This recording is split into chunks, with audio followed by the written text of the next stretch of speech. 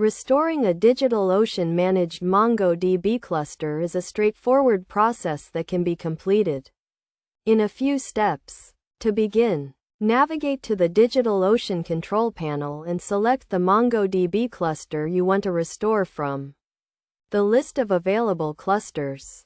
Next, click on the Actions drop-down menu and select Restore from Backup. This will take you to the Backup Management page where you can view a list of available backups. Select the backup you want to restore from and click the Restore button. You will be prompted to confirm the restore operation. Once confirmed, the restore process will begin. This may take a few minutes to complete, depending on the size of your cluster. During the restore process, your MongoDB cluster will be unavailable. Any existing data will be overwritten with the data from the backup. It is essential to exercise caution when restoring a backup to ensure you do not lose any critical data. Best practices for restoring a DigitalOcean managed MongoDB cluster include regularly testing your backups to ensure they are complete and can be restored successfully.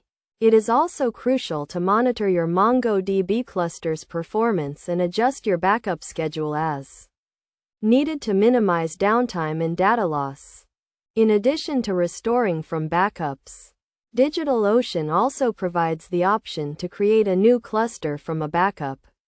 This can be useful for creating a duplicate of your MongoDB cluster for testing or development purposes. To create a new cluster from a backup, navigate to the Backup Management page and select the backup you want to use. Click the Create Cluster from Backup button and follow the prompts to create a new MongoDB cluster. By following these steps and best practices, you can ensure the successful restoration of your DigitalOcean managed MongoDB cluster and minimize downtime and data loss. Regularly testing your backups and monitoring your cluster's performance are essential for maintaining the integrity and availability of your MongoDB data.